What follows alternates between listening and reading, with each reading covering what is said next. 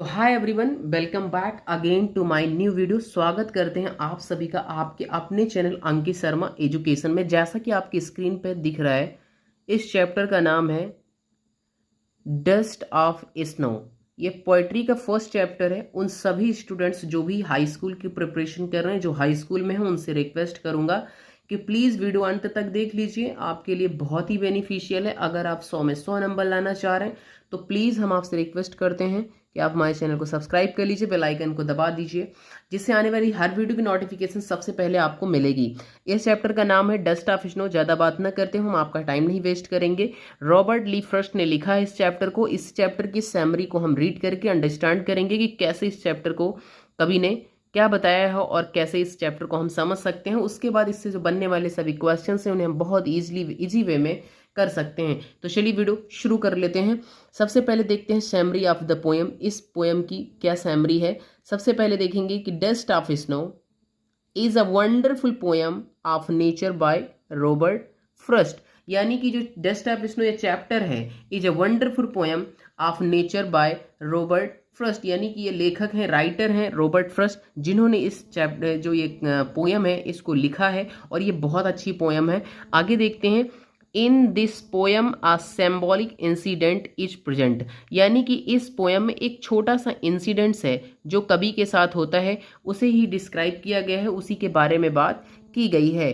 The poet is standing under a hemlock tree.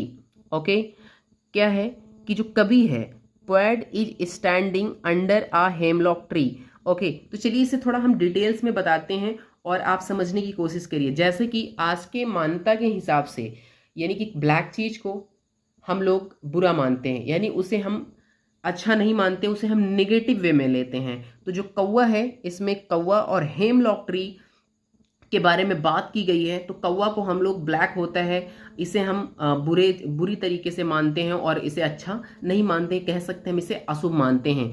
उसके बाद क्या है कि आगे इसमें समझ लेते हैं कि द पोएट जो कवि है, इज स्टैंडिंग खड़े हुए हैं, अंडर नीचे अ हेमलॉक ट्री। ये जो हेमलॉक ट्री है इसे समझने की कोशिश करेंगे डियर स्टूडेंट्स। ये एक विषैला यानी कि पॉइजन वाला पेड़ है। जैसा कि इसमें एक छोटे छोटे व्हाइट कलर के फ्लावर्स निकलते हैं, जिसको हम लोग अशुभ मानते हैं। ये पेड़ भी अशुभ है और कौवा भी अशुभ है।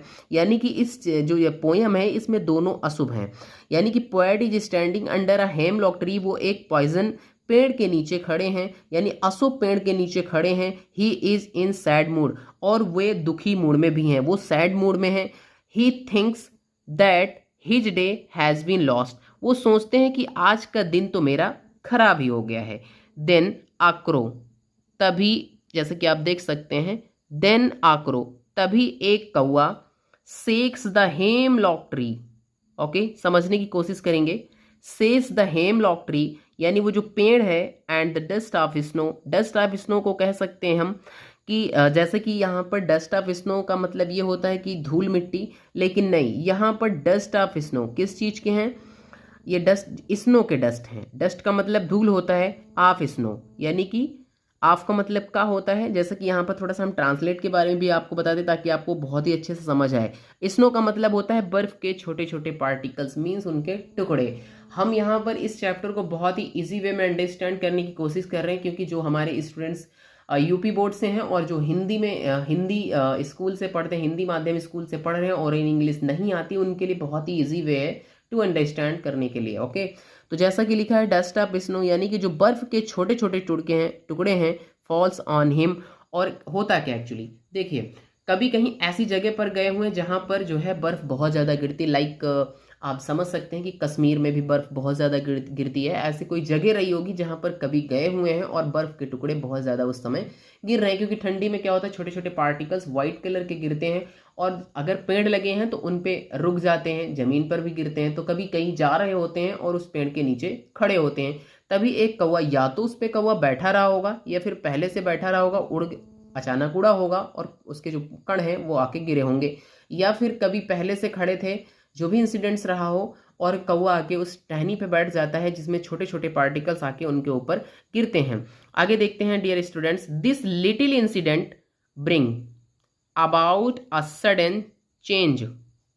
आगे देखिएगा, जैसे यहाँ पे लिखा है इन द स्टेट, ध्यान से समझिएगा, the state of the poet mind.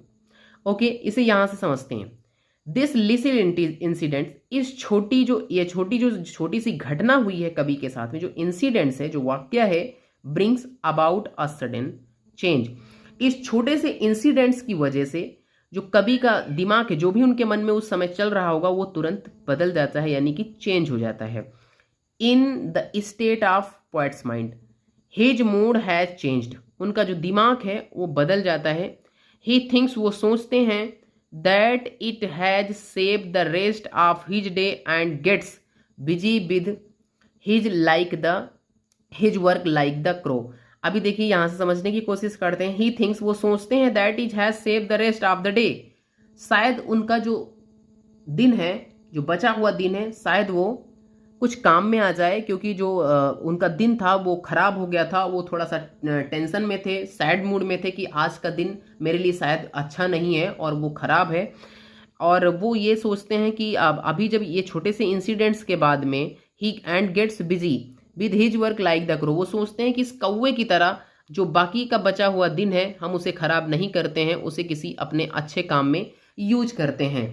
तो एक्चुअली होता क्या है कि कौवा जो है, हम इसे अशुभ मानते हैं, और वो हेमलॉक जो ट्री है, ये मानता है कि ये भी हमारे लिए अशुभ होती है। लेकिन इस छोटे से इंसिडेंट्स की वजह से कभी का जो मूड है वो बदल जाता है, क्योंकि कभी खुद ही मूड मतलब सैड मूड में होते हैं। तो उनका मानना है कि जो हेमलॉक ट्री, विषैला पेड़ है, जो अशुभ पेड़ है, और कौवा को भी हम लोग अशुभ मानते हैं। ये ऐसा नहीं होता है, ये हमारे मान्यता के ऊपर डिपेंड करता है, और ऐसा है नहीं, ये कभी नहीं मानते हैं। तो इस तरह से इस स्टोरी को, यानी क्रो और जो हेमलॉक ट्री है, इस पेड़ की वजह से जो कवि ने इसमें चीज़ों को बताने को, समझाने की कोशिश की है इस पोएम के द्वारा, वो हमें अंडरस्टैंड करने लायक है, योग्य है। तो डियर स्टूडेंट्स, मैं आशा करता हूँ कि आपको ये स्टोरी, ये समरी बहुत ही अच्छे से समझ आई होगी।